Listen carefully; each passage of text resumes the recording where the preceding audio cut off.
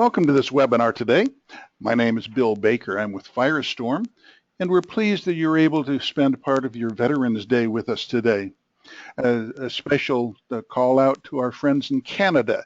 This is a significant major holiday in Canada as they celebrate Armistice Day, which is more of a Memorial Day type thing for them. And we remember our veterans and we remember the sacrifices that they have made. We're delighted to have this as part of the Crisis Coach webinar series today. Black Swan is our partner in this organization for these webinars, and we're delighted to have them with us. Black Swan is a leading global provider of crisis management and risk mitigation services. They are good, they know what they're doing, and we recommend them to you 100%.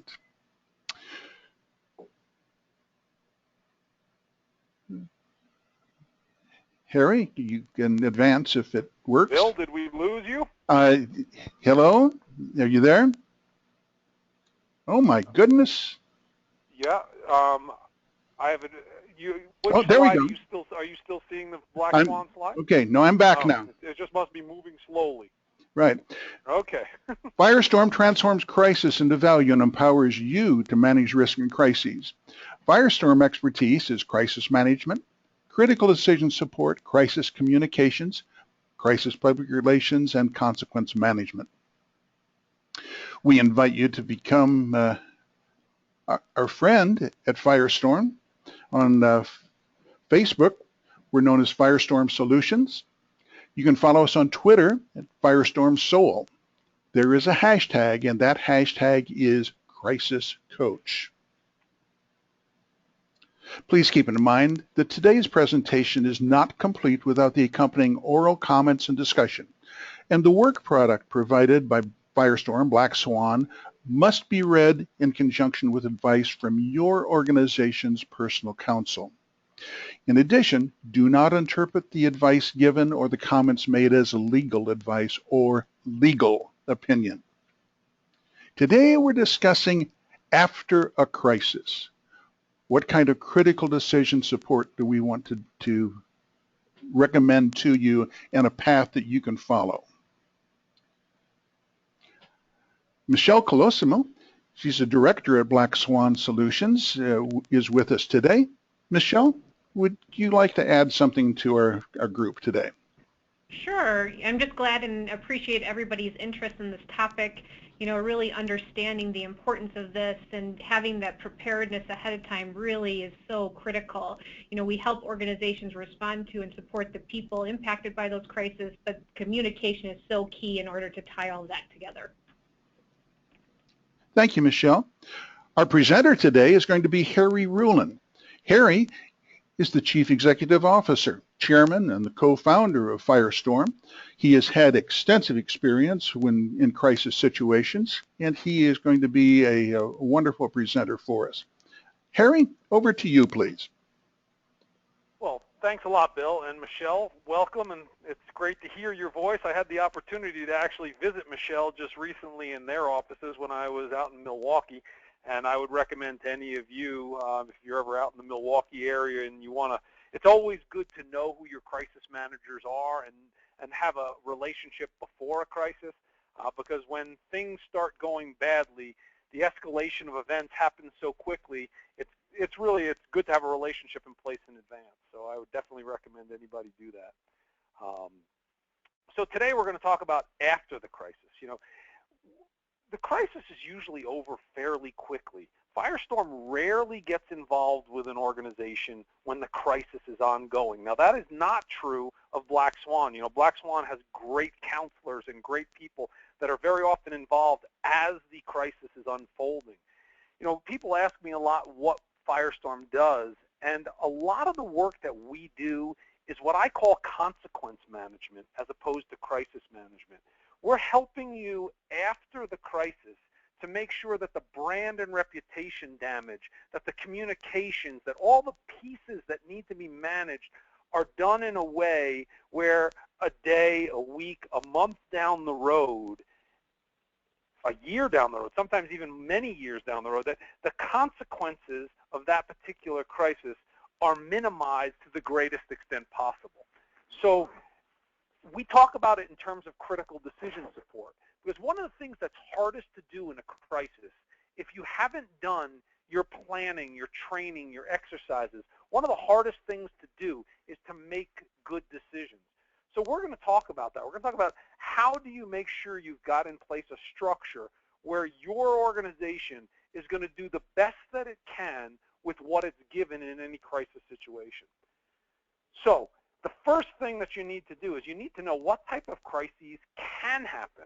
What are the things that could happen to our organization, and be prepared for them. So I think many of you who've participated in our webinars before know that Firestorm's methodology, which is underneath our logo, is very simple. It's predict, plan, perform.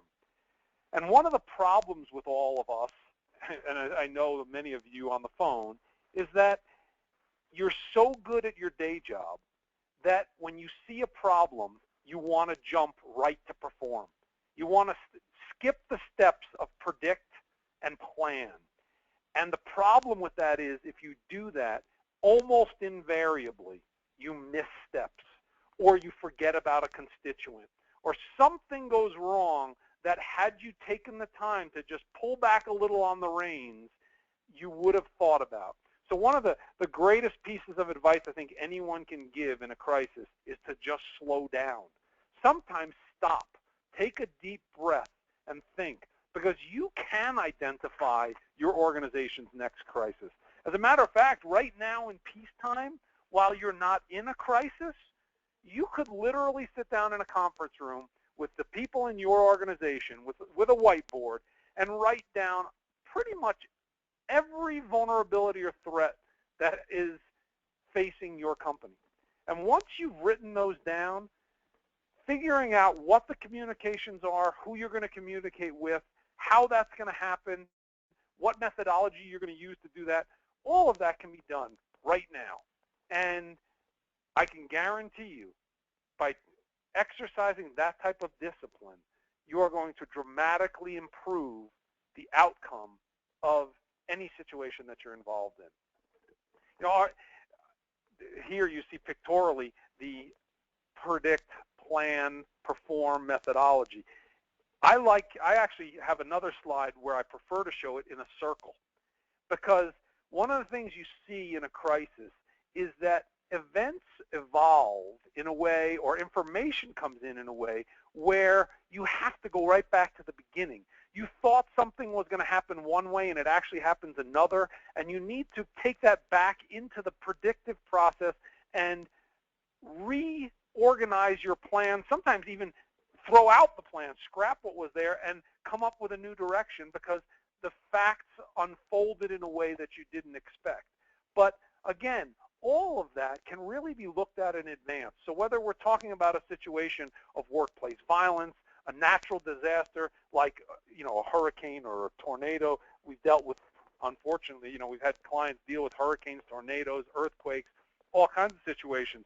But I think all of those things are predictable. So again, exercise that discipline. Do that predictive work now. Because the first thing you realize when you get in the middle of a crisis is it's no longer business as usual. It's business as unusual. And it's hard to know where to go next when it's business as unusual. There's so many moving pieces and so many constituents, all of whom think that they are the priority. And if you haven't done your business impact analysis, if you don't know which departments need to come up first, if you don't know which constituents need to be communicated with first, you will miss something. So again, that discipline of developing that information now during peacetime and putting together those plans so that you can adequately perform. I can't stress enough how important the test exercise piece of it is. Once you've got all of this in place, you need to practice, practice, practice.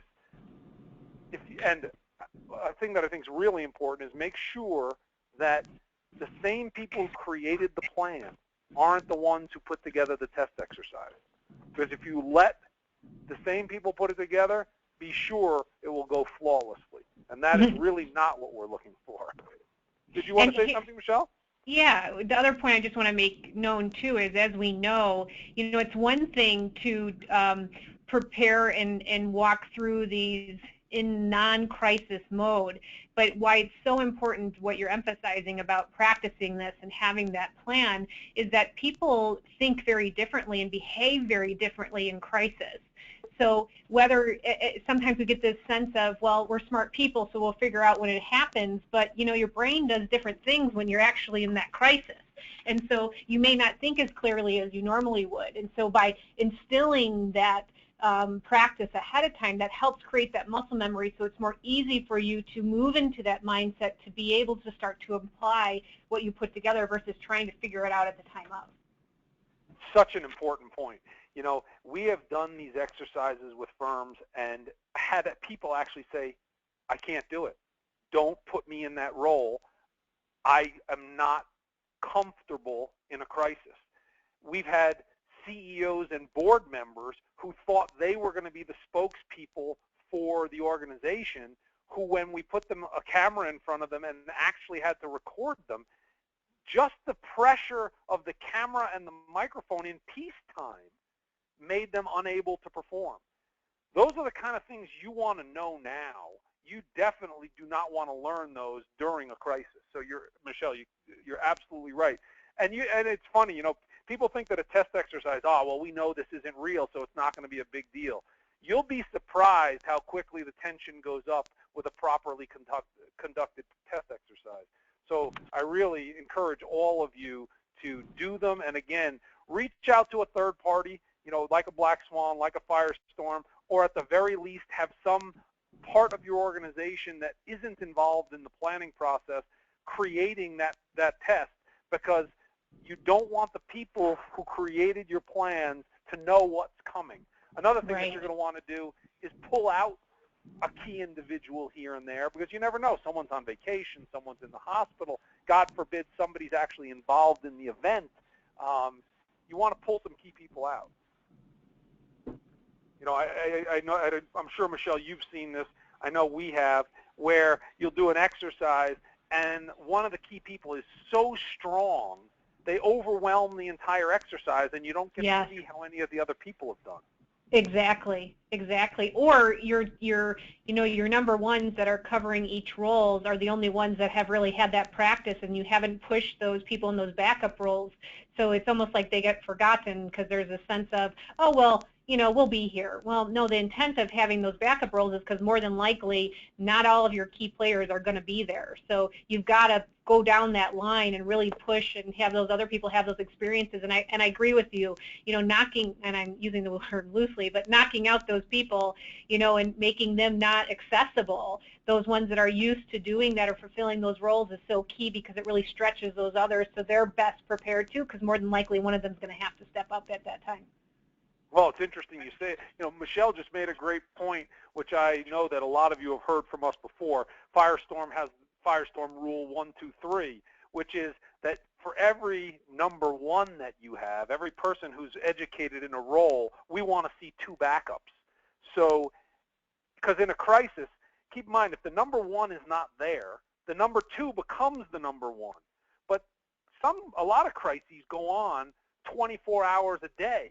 And after 24 hours where the number 2 has been awake the whole time trying to make decisions, that person becomes fairly useless. You've got to have a backup to that person.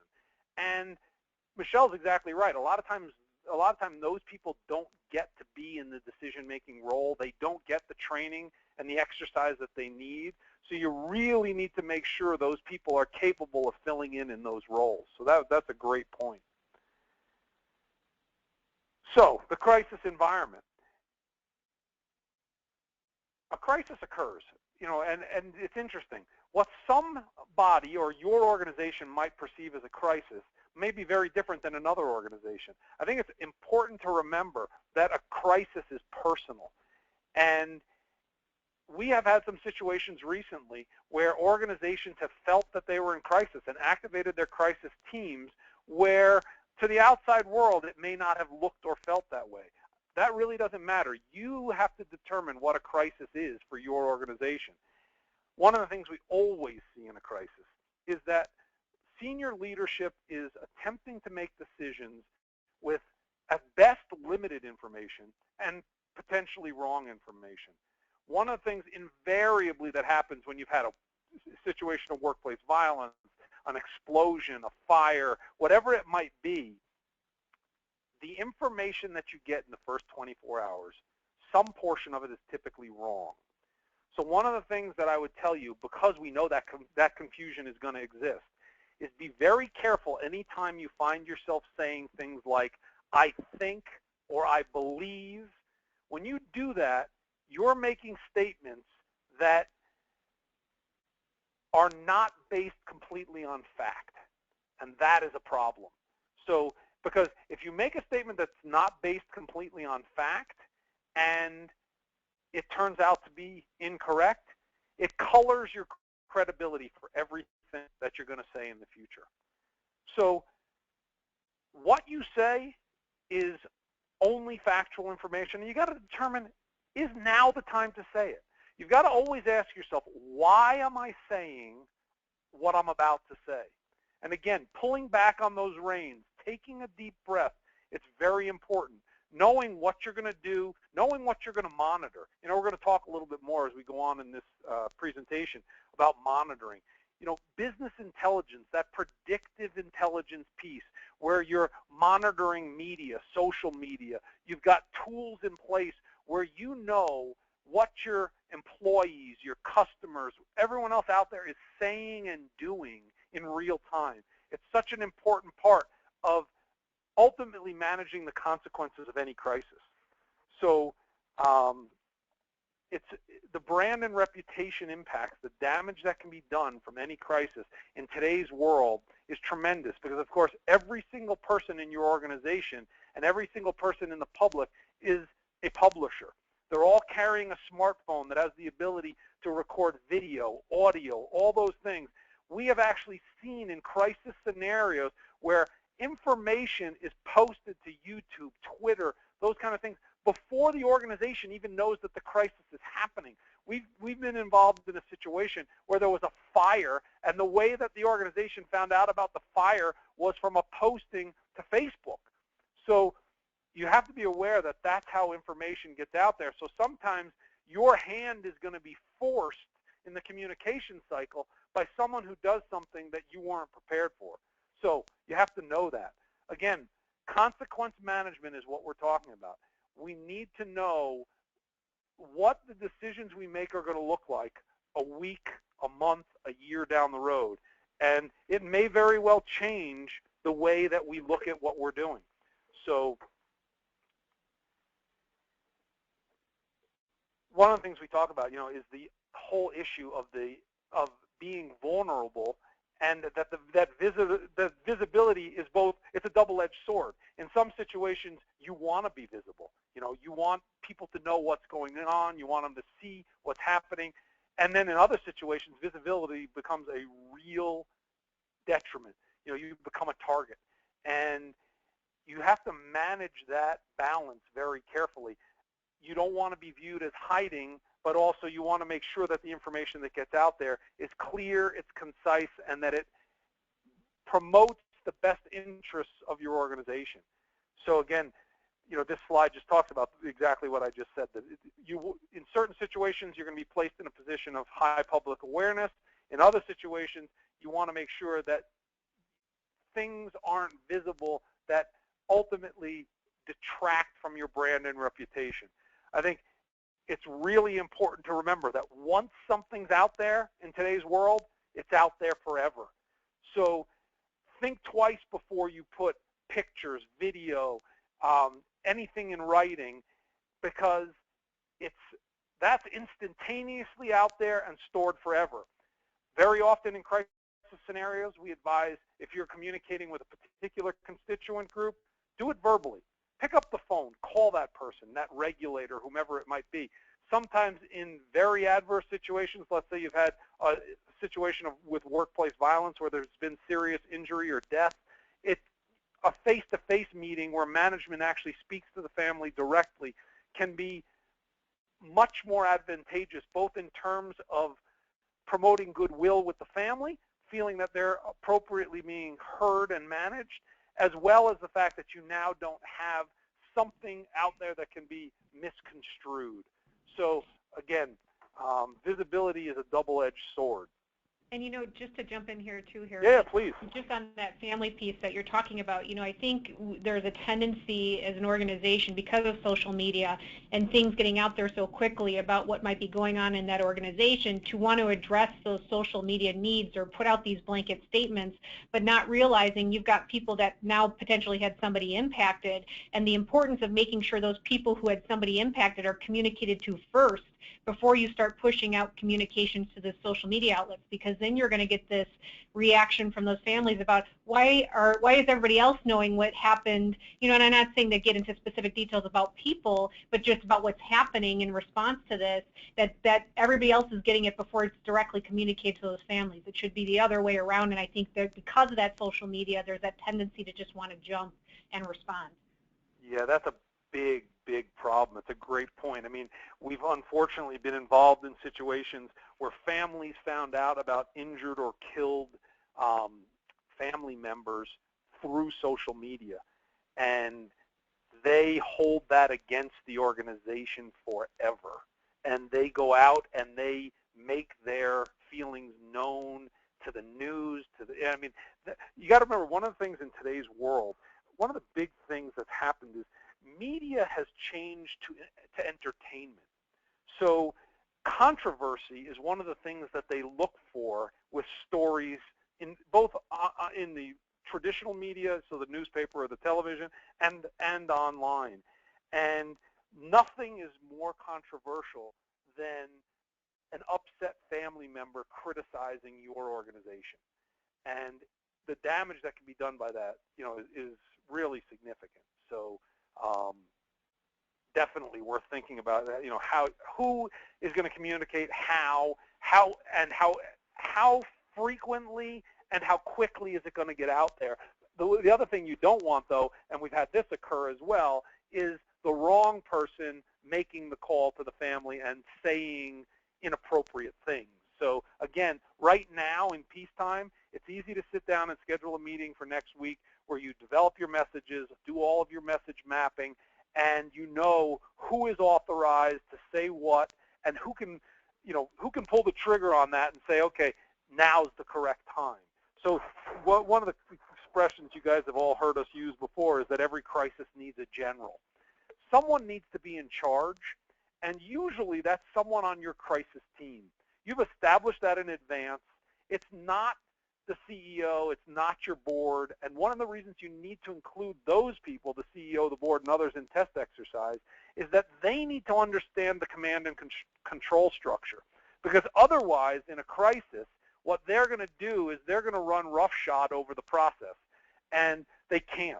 They have to understand that there's a process in place, that the crisis management team has exercised that process, and that you know exactly how it's going to go down. And they need to have bought into that. You need that top-down approval of the process, and they need to understand what the command and control structure is going to be.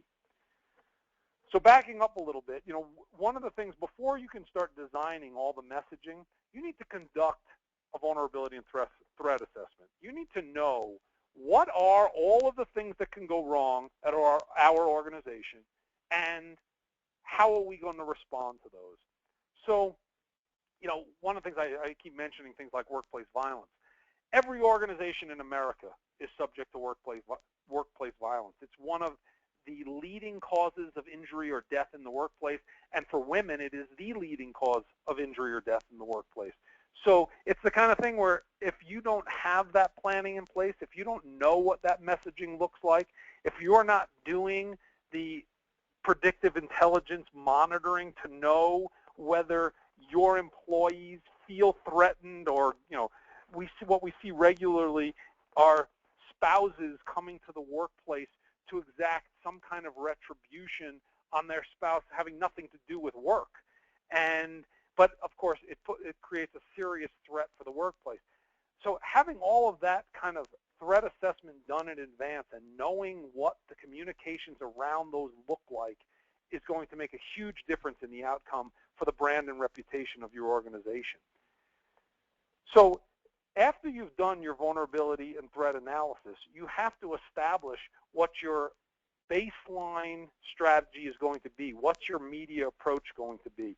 One of the things that, again, you heard me say earlier, and that I will tell you, you'll hear me say it again and again and again. If we're ever involved, and I hope we're not, in a crisis situation together, the question I'm going to always ask you is why. If you want to put out a communication, I want to know why. If you want to talk to a particular constituent, I want to know why. Because our inclination is typically to try and prove or say that we didn't do anything wrong. And that is never going to be a successful strategy, because the very fact that the crisis occurred means something went wrong. So what we need to do, again, is manage the consequences long term. So we need to, the first thing we need to do is gather that initial information. Remember, some of that initial information that we gather is going to be wrong. We need to understand the events, the timeline. We need to conduct interviews. We need to talk to the people where we can get as much information as possible. That will enable us to develop what our strategy is going to be going forward. A lot of times, again, going back to the fact that you guys are all good at your jobs, you know your business is better than anyone, you're going to try to jump directly to the perform aspect of the crisis process. Really try and exercise that discipline. Do this predictive work before you make any decisions. Have somebody in your organization on your crisis team who's assigned as the person who I try to characterize as holding the reins. Somebody who's pulling back, who's in that role responsible for asking, why are we doing this? Someone who in advance has been set up as the person who's sort of the overseer of the process. So again, having predictive intelligence set up so that you know what's going on out there. Unfortunately, one of the things that you've probably all seen is that the news media now attempts to collect information from people involved in the crisis while the crisis is going on. They will actually send Facebook messages, tweets, other things to people who are in lockdown, people who are trapped in a burning building, things that are really distasteful, but of course have a tremendous brand and reputation impact on your organization. So you need to know that those things are going on. Another thing that you'll see a problem with a lot of those situations is that we deal with active shooter situations in corporations, in schools, and what people don't understand is that their tweets and their Facebook postings are in some way geocoded so that you can see where they are. All of that becomes very important to the managing of the crisis. So those are all things that we can talk about. That's a far more detail, obviously, than we can get into today. But if anyone wants to talk about that kind of stuff, do not hesitate to contact us after the call, and we'll be happy to talk about that. One of the things in every plan that you need to make sure that you have is what we call a crisis activation matrix. You need to know whether the particular situation that you're dealing with is something that's going to be handled on the local level, something that's slightly larger where, you know, so the local level stuff is the stuff that we deal with every day. It's a crisis to the person. So maybe you've had a slip and fall in the parking lot that requires you to dial 911, something of that nature. You know, we deal with those. Yes, it's a crisis at the time, but it's manageable. But we need to know, where does it fall? Who has the ability to, let's say, bring the crisis team online? At what point do we activate the executive management team portion of the crisis plan? All of those things, if you don't have a matrix, if you don't know how those things get activated, you're going to make decisions that, again, turn out to be suboptimal or, in some cases, completely incorrect. So make sure you've included that type of activation matrix in your emergency response plan, your crisis management plan, your business continuity plans. We've actually put crisis activation matrix into the critical supply chain plans for organizations so that they know, because as many of you know who are in the manufacturing area, very few things become a crisis as quickly as not being able to produce your product because you're lacking a particular component. So once you've identified all of the vulnerabilities and threats that face your organization, and again, your people know what they all are, so really utilize those people. Once you've developed the plan around how you're going to respond to each of those situations, you then need to develop message maps in response to each of those situations. You need to know who is the constituent that's going to be communicated with, what is the methodology by which I'm going to communicate with them, and then you need to know what is the actual message that they're going to receive.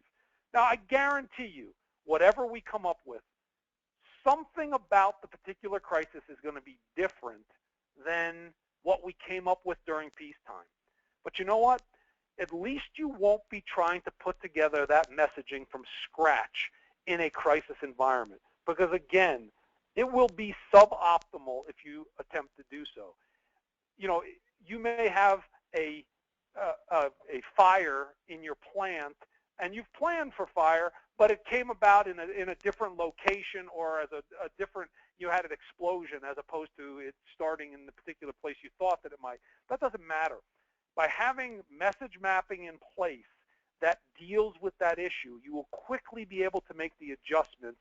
And what you're really then doing is you're performing as opposed to trying to formulate in the time of crisis. And that will make a big difference for all of you. You need to make sure your messages are clear, that they go directly to the particular constituent. So obviously in the case with a fire or an explosion, that's your emergency response plan gets implemented immediately. That's your life safety plan. The things, the messages that are in your life safety plan are very short. They're very concise. They tell people not just what to do, but exactly how to do it. Because in a crisis, you will be shocked how the simplest of things that people should know how to do, even, for example, dialing 911, you'll be surprised how people's brains freeze up and they forget what to do. We've got clients where we've actually had to put on the bottom of every telephone in their plant exactly how to get out in the event of an emergency. So, for example, some of you, in order to get an outside line, have to dial a 9 first. In that situation, if I need to dial 911, I need to dial 911. And that's a real issue. We actually had a situation with a client where the person dialed 911 and sat there waiting for something to happen until they realized about 30 seconds later, which is precious time in an emergency response situation, that they didn't dial 9.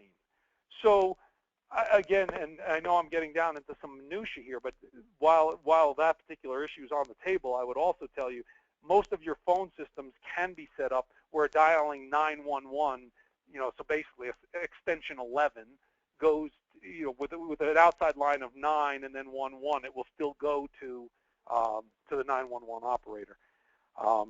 But again, those are the kind of things you find during test exercises. We had another firm that we did a test exercise with that one of the things in the exercise included an employee who needed an AED. And what they found during this test exercise was, because it was done in an off-hours environment, the door to where the AED was located was locked during non-plant hours. So they couldn't get to the AED.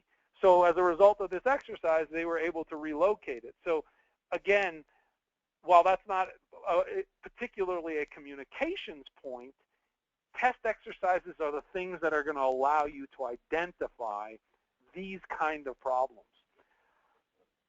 So coordinate your communications. when you're developing those message maps, when you're developing those talking points that I was referring to a few minutes ago, they need to be consistent. You need to be speaking with one voice.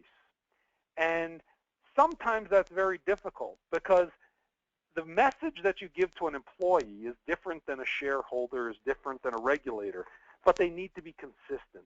And developing them now in a consistent fashion, again, during peacetime, much easier than what might happen if you try to do it where different people are talking to different constituents in a crisis. So again, I can't emphasize enough that now is the time to plan, now is the time to get these things in place. Understand why you are speaking. I think I've hammered on this issue fairly consistently throughout this presentation. You need the people, your spokespeople, who need to receive training in how you speak to the media, why you speak to the media. They need to practice it regularly and see themselves. You need to record them being asked questions and see how they answer them. Very often, your spokespeople will be surprised by the way they look and the way they sound when they see themselves having been videotaped. So if you need assistance in that process, again, just give us a call. We're more than happy to give you some tips on how you can do that media training, how you can include that in your simulation exercises the next time you do one. One of the things that happens, in any kind of a crisis is at some point you're going to try to return to normal. And because crisis is business as unusual. It is not business as usual. And unfortunately, there's rarely a return in a significant crisis to where you were before. There's some type of new normal. And one thing to remember about that new normal is all those people that you communicated with, all the people whether it was your shareholders, your regulators, all these others, they now have a new baseline for you, for your organization, because all those things you said and did now sit in their memory. So we need to go back and do what we call a hot wash. You need to do a review of any crisis situation that your organization is in. You need to factor every communication that you had into the new communications plan, because that person, the next time you call them, has that basis of information sitting there that you're then going to add to. So they already have a perception, and that's really important to remember. So when we're developing our message maps, our crisis communication plan, we need to think about that not in a vacuum, but in the context of all the previous information, both in peacetime and in in crisis, that these people have received. So for example, if your shareholders have received information about your organization as a result of a crisis, that information needs to be factored into how we communicate with them going forward. And if we try to do that in a crisis, we try to develop those messages in a crisis, we're going to forget some of the things that they've already been told. In fact, we may contradict some of the things that they've already been told, which is something we really need to be careful about. Hey, and Harry, just as Michelle, just jumping in on Yeah, that whole please. new normal, when you think about, I think there is this tendency that we'll just get back to business when you talk about as usual, and even getting it down to, it's the one thing like you're talking about is how you connect and work with your constituents, but even at an employee basis, when you have people say, there was a hostage situation and people are, had witnessed some horrific things, and now they're coming back to work for the first time, or there was an explosion, right, and the building has been rebuilt. They're not going to walk in there like they would have walked in there prior to that incident occurring. So having that awareness and understanding and helping people understand that new norm and being with them and that hand-holding is so critical too, just even at that level. Sometimes that's missed too, and that can create a lot of challenges for those people just getting back to work. Well, you're absolutely right. I mean, if you think about it, if you had a situation with workplace violence, or you had a fire or an explosion, when that employee comes back to work, they're now wondering, how am I safe? What's going on for me? And every decision and thought that they have is then colored by what just occurred. So that's a different employee than you had before the crisis. It is literally a new normal. So, on this slide you see in front of you, maintain confidentiality, tell the truth and chain of command. It's almost like there's almost two conflicting things on this slide. Maintain confidentiality, but tell the truth. They're really not. They're not inconsistent. We can maintain the confidentiality of our employees, our families, of our staff, different situations. Telling the truth just means that you're never, and I think everybody on the call knows this, you are never going to say something with the intent of misleading. You're never going to give a mistruth. But that doesn't mean you have to give complete information. That doesn't mean you have to give any information. There's lots of situations where you won't. And you need to have that chain of command where you know who is authorized to make what statements. Because in a crisis, chain of command breaks down very quickly. And if people don't know who's in charge, that void will get filled, and sometimes in the wrong way by the wrong people. So it's very important to establish that in advance. You guys on the call, I know many of you have seen this slide before in terms of what are the questions that we ask, what are the strategy questions during a crisis. I am not going to read through all of these with you, but I think you know what has occurred, what is known. That second question, what is known, is a great question. That's not saying what do we think, what have we heard. That's what do we know. And again, that person who's responsible for holding the reins needs to be that same person who's saying, do we know that, or is that what you think? Because we are not going to communicate based on what we think. And I can't emphasize that more than we have continuously through this presentation. There's the crisis management actions that have to occur. I mean, you can see from this list that's on the page, you don't want to be thinking about this at the time that something occurs. You want all of this as part of your predictive and planning work, where you have established who's going to do each function in advance. One of the things with crisis communications, we talk about the 3 C's, coordination being a critical one. There's so many people who have to be communicated with in so many different ways. And if it hasn't been coordinated in advance, you're going to miss someone, you're going to miss something. And that becomes a crisis of its own. The impact on brand and reputation can be dramatic if you forget to communicate or communicate inappropriately with a particular constituent. A lot of you, I know we've worked with you on your compliance plans. Communications is integrally related to compliance. There are certain situations that require immediate communication with a regulator. So if you're in a situation dealing with children, a lot of the folks on the call today are involved with schools, children's summer camps, anything where there's mandated reporting requirements.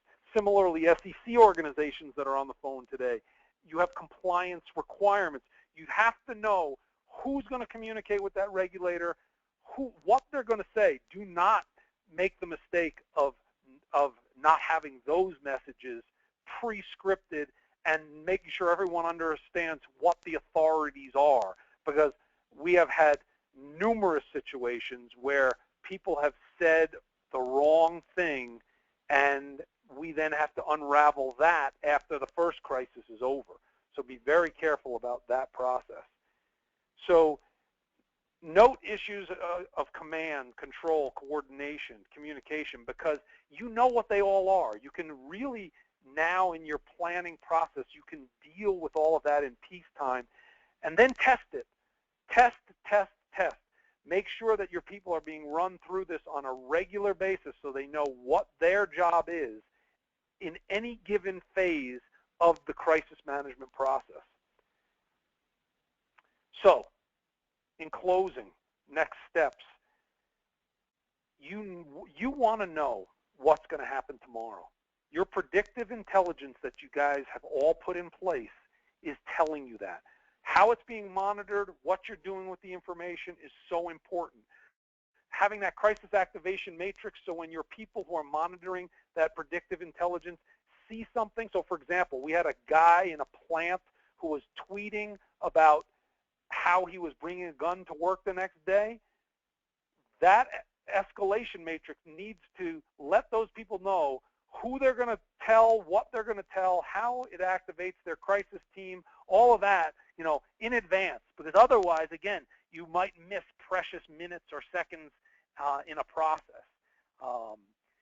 The other thing is that a lot of you have been asking us, and this has been a big issue that's on our plate, about the cyber risk. The FBI has said that there are only two kinds of organizations in America: those that have been hacked and those that don't know they've been hacked. And the reality is, if they can hack the White House, the FBI, the Army, all of these organizations that have the best controls in place in the world, then your organization is subject to it as well. And Firestorm isn't looking at the IT piece of cyber. We're looking at your cyber response strategy. We're looking at how your team is trained to recognize it and how to respond to it. So we are actually conducting 2 online cyber exercises on December 8th and 14th that your teams can participate in, and it's free of charge. It's actually being sponsored by a few major organizations. And you're going to be able to ask questions live in real time. Your team is going to get to feel what it's like. We're going to do a real test exercise. It's going to be 90 minutes, and I really encourage all of you to participate, whether you're on the cyber team or not. And one of the reasons I say that is because this presentation today, we were talking about crisis communications and crisis response. This is another type of crisis, but the same approach is going to apply, and you'll get to feel what it's like to be in a real crisis. So whether you have a cyber team or not, get your crisis team to participate in one of these events, because I think you'll really get a lot out of it. If any of you, I've been talking about predictive intelligence, and I've been talking about it in a way where I'm assuming you're all comfortable with what you've got in place. And if any of you that aren't, don't hesitate to give us a call. We're happy to chat about it. We'll tell you what we're doing, what we're helping other organizations do. And if it's something that we can help you better align what you're doing with best practices, obviously we're happy to do that. So let us know if there's any way we can help. I mean, Michelle, is there anything from your organization, that you'd like to let people know that you're doing or that you think is helpful in this process?